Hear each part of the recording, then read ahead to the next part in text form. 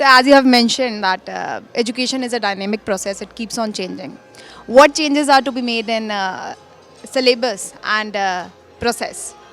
Basically, our new national education policy, I think it is a very comprehensive and future ready policy. It takes into account कि जो हमारा पुराना culture था, एक Indic culture था, जो गुरु शिष्य, जहाँ पे हर बंदे को एक आत्मज्ञान मतलब सेल्फ अवेयरनेस पे फोकस है, उसके बिना आप अपनी लाइफ में सक्सेसफुल होने की आपकी प्रोबेबिलिटी बहुत कम हो जाती है. तो हमारी नेशनल एजुकेशन पॉलिसी उस पर भी फोकस कर रही है.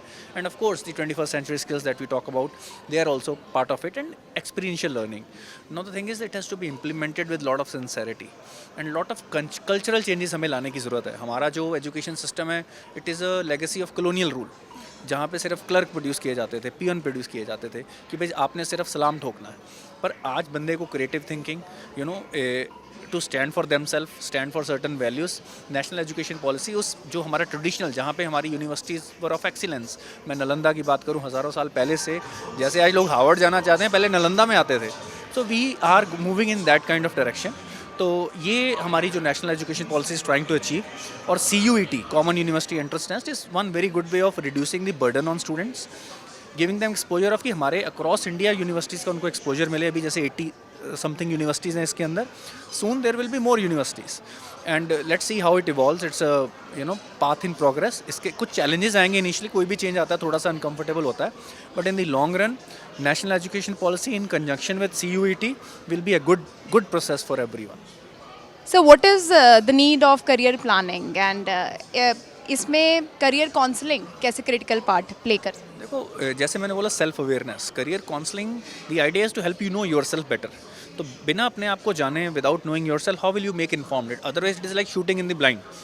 लोग नॉन मेडिकल लेते हैं, इंजीनियरिंग करते हैं, उसके बाद उनको लगता है इंजीनियरिंग मेरे लिए है नहीं, क्योंकि पूरी सोसाइटी में शुरू से कल्चर बना है, एक हायरार्की बनी है कि भाई आप या तो डॉक्टर इंजीनियर हो या फिर आप कॉमर्स के स्टूडेंट हो. सो एक हायरार्की सिस्टम है, उसको ख़त्म करने की कोशिश है. और दूसरा, सबको समझना चाहिए कि हर किसी का अलग अलग एप्टीट्यूड है, टैलेंट है, इंटरेस्ट है. तो अपने टैलेंट के बेसिस पे अगर आप चॉइस लोगे, देखो, जो रोल जितना कॉम्प्लेक्स और डिफिकल्ट होगा, उस पर अलग आपकी अर्निंग पोटेंशियल होगा. पर हर किसी को टॉप अर्निंग पोटेंशियल से हैप्पीनेस नहीं मिलेगी. हर किसी को उसमें पोटेंशियल मिलेगी जहाँ पे they are doing things as per their own interest, उनकी कैपेबिलिटी. अगर वो हमेशा they are not feeling smart, आप इंजीनियर बन जाओ and you don't have that kind of capacity in you, you will always feel like an idiot.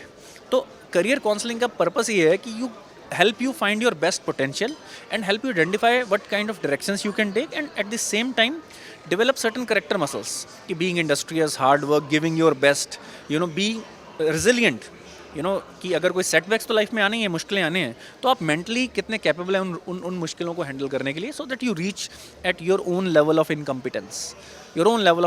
कि जहाँ पे जाके आप आपकी कैपेबिलिटी की लिमिट है, वहाँ तक पहुँचना.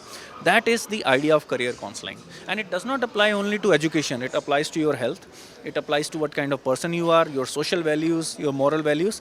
So that is the whole idea of knowing yourself comprehensively. Value based education national education policy का part है. Sir, is CUET in conjunction with national education policy really focusing on inculcating life skills or strengthening skill development? Look, that is a separate thing. CUET is more about aptitude, right? Giving you flexibility. कि आप जो silo based education, तो उस part के लिए CUET is just an exam. So it will handle only small part of national education policy. National education policy is a very comprehensive document that covers value based education, other things in a different way, and it is trying to make it mandatory. Thank you so much for your views, sir.